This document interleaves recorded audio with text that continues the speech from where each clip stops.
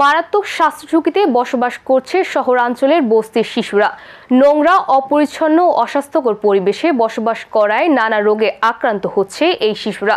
পারিবারিক অসচ্ছলতার কারণে সময় মতো প্রয়োজনীয় চিকিৎসা সেবা থেকেও বঞ্চিত থাকছে তারা। বিস্তারিত দেখুন রওশন আমির রুহির প্রতিবেদনে। শিশুদের বেড়ে ওঠার জন্য খাদ্য পুষ্টির পাশাপাশি দরকার একটি স্বাস্থ্যকর পরিবেশ ও বাসস্থান। তবে বস্তিতে বসবাসরত দরিদ্র পরিবারের শিশুরা কি সুযোগগুলো পাচ্ছে? নেই বিশুদ্ধ পানির ব্যবস্থা, না আছে স্বাস্থ্যকর পরিবেশ। বিশ্ব ব্যাংকের সর্বশেষ হিসাব অনুযায়ী ঢাকা শহরে বসবাসরত 2 কোটি মানুষের 35% বস্তিতে থাকে। অস্বাস্থ্যকর পরিবেশের কারণে প্রতিনিয়ত জ্বর, সর্দি, কাশি, ডায়রিয়া, আমাশয় সহ বিভিন্ন রোগে আক্রান্ত হচ্ছে শিশুরা।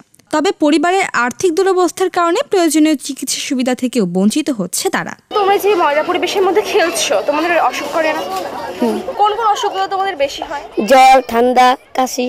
আচ্ছা, শরীর খারাপ হলে ডাক্তার দেখাও? জি। শিশু হাসপাতালে গেলে মনে করেন একটা টিকিট কিনে মনে করেন ডাক্তার দেখাইয়া মনে করেন ওষুধ দেয় না, ওষুধ আমাকে বাইরে থেকে কিনে লইতে হয়। সবাইকে একটা বাথরুম ইউজ করে নাকি সবাই একটা করি? তো এটা ময়লা হয় না? ময়লা হয়, আমরা সপ্তাহে ধুই। মনে করেন একটা বাথরুম আছে, মনে করেন এই জায়গায় মনে করেন 20-25টা রুমের লোক যেন একটা ভিতরে ব্যবহার করা হয়। আন্তর্জাতিক উদারাময় গবেষণা কেন্দ্রের এক গবেষণায় দেখা গেছে, বস্তির শিশুরা নিয়মিত যে খাবার খায় তার 86% বহু ধরনের ছত্রাক থাকে, যার কারণে শিশুরা প্রতিনিয়ত ডায়রিয়া সহ নানা রোগে আক্রান্ত হয়।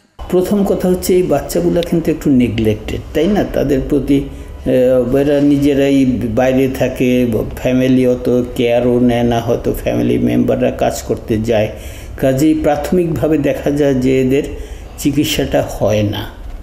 এবং যখন এই কিছু কিছু রোগ আছে, ঠান্ডা, কাশি, এগুলো কিন্তু নিজে নিজে কয়েকদিন পরে ভালো হয়ে যায়, কিন্তু যে মারাত্মক রোগগুলো সেগুলো নিয়ে এরা খুব খারাপ অবস্থায় তখন হাসপাতালে আসে। কিন্তু প্রাথমিকভাবে যদি তারা কিছু পদক্ষেপ নিত তাহলে কিন্তু এটা মারাত্মক হতো না।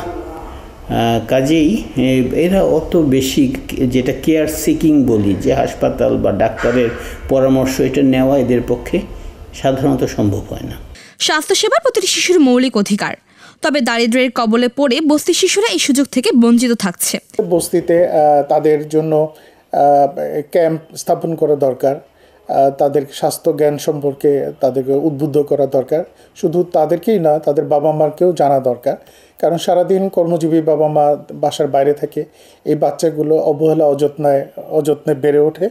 সুতরাং তাদের স্বাস্থ্যজ্ঞান না থাকার কারণে তারা অস্বাস্থ্যকর পরিবেশের মধ্যে থেকে অস্বাস্থ্যকর খাবার খেয়ে তারা অসুস্থ হয়ে পড়ছে। সুতরাং এগুলো দেখার সুযোগ অবশ্যই রয়েছে।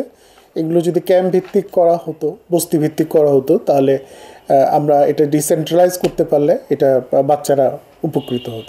বিশেষজ্ঞদের মতে সমাজের বিত্তমানদের সহযোগিতা, সরকারি বেসরকারি নানা ধরনের উদ্যোগ প্রয়োজন এ সকল শিশুদের সুন্দর ভবিষ্যৎ নিশ্চিত করার জন্য। অস্বাস্থ্যকর পরিবেশে মারাত্মক স্বাস্থ্য ঝুঁকিতে রয়েছে শহরাঞ্চলের বস্তিগুলো দরিদ্র পরিবারে এ সকল শিশুরা।